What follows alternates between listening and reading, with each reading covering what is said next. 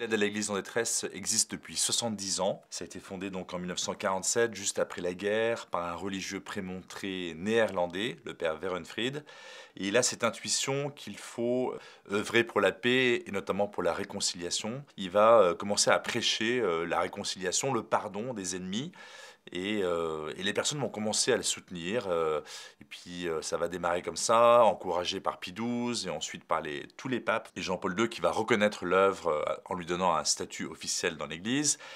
Nous, on est une fondation pontificale, c'est-à-dire qu'on est rattaché au Vatican. Nous sommes physiquement présents, effectivement, sur le territoire du diocèse de Versailles. L'évêque de Versailles, Monseigneur Monnier, est membre de notre Assemblée générale internationale. Et on a aussi un assistant ecclésiastique pour la France, et qui est l'abbé Yves Genouville, qui est du diocèse de Versailles aussi. Heureux les pauvres de cœur, car le royaume des cieux est à eux. Heureux êtes-vous si l'on vous insulte.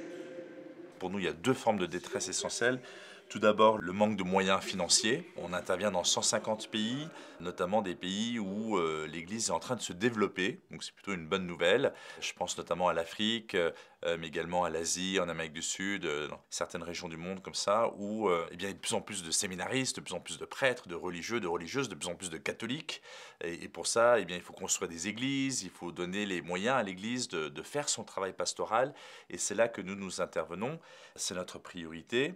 On a aussi un volet un peu plus humanitaire qui est donc l'accompagnement de tous les réfugiés chrétiens qui, pour la plupart, ont tout perdu pour ne pas renoncer au Christ. Ça, c'est la première forme de détresse. Et ensuite, une détresse plus dramatique, si on peut dire, qui recouvre un peu d'ailleurs les réfugiés chrétiens qu'on vient d'évoquer, c'est la détresse de la persécution, de la discrimination que peuvent endurer les chrétiens dans le monde.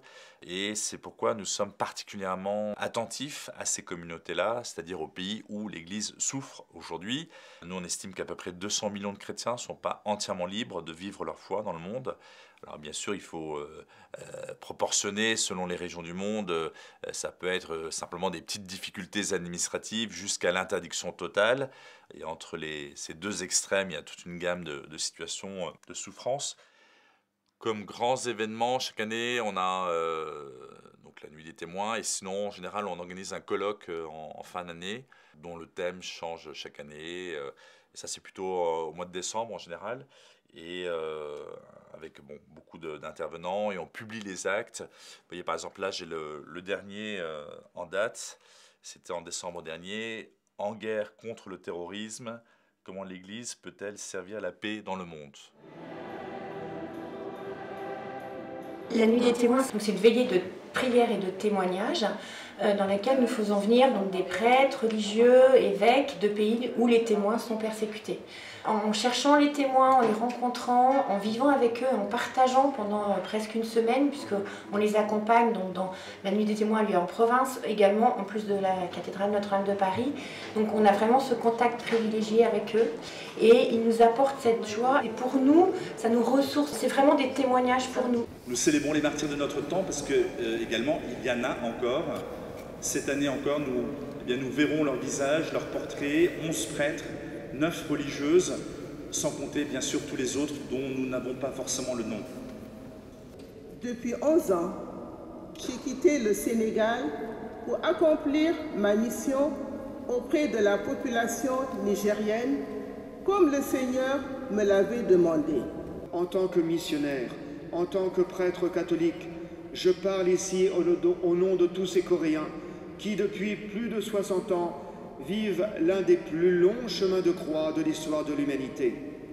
Dieu ne nous demande pas seulement d'être sensibles aux besoins matériels des pauvres. Nous sommes devant des peuples qui souffrent, des peuples blessés, qui portent un poids très lourd sur ce chemin désertique. La grâce qu'on a avec la nuit des témoins, c'est qu'on est vraiment porté. D'abord, c'est une veillée de prière et de témoignage. Et j'insiste vraiment sur le mot prière. Donc nous, on le confie dans la prière. À l'AED, on a la chance, on a une chapelle. Et avec la présence réelle, et tous les midis, on récite l'Angélus. Donc ça, c'est vraiment quelque chose qui nous aide.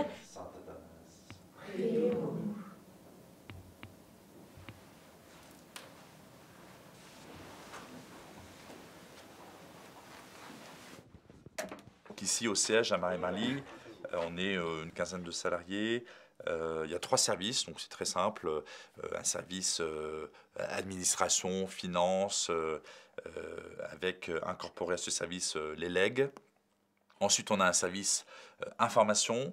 Donc, ce service va essentiellement produire notre magazine, l'Église dans le monde, la newsletter, fournir le site en information. Et donc, le troisième service, c'est bien sûr le service de relations donateurs, on appelle ça, et donc chargé de trouver des donateurs, de les remercier, de leur donner envie de donner, de les fidéliser. Enfin, on a des bénévoles qui nous aident. Je suis une ancienne donatrice et puis quand j'ai réalisé qu'ils habitaient juste à côté de chez moi, je me suis dit que je pouvais peut-être leur consacrer un petit peu de temps puisque l'aide aux chrétiens persécutés, c'est quelque chose qui me concerne, qui me touche. La plupart du temps, j'expédie les commandes, voilà, avec l'aide d'Oussama qui est responsable du service des commandes. Il y a pas mal de commandes par jour, mais ça a plus augmenté comme il y a des fêtes, comme il y a des Noël, le Pâques, ça a augmenté beaucoup. Oussama, évidemment, c'est lui qui gère tout ça, mais il y a pratiquement chaque jour un bénévole différent qui vient lui donner un coup de main. Et enfin, on a des bénévoles de terrain dans tous les diocèses de France où quelqu'un nous représente bénévolement. Donc, c'est les délégués diocésains qui ont le mérite donc un peu d'incarner l'AED dans chacun des diocèses de France.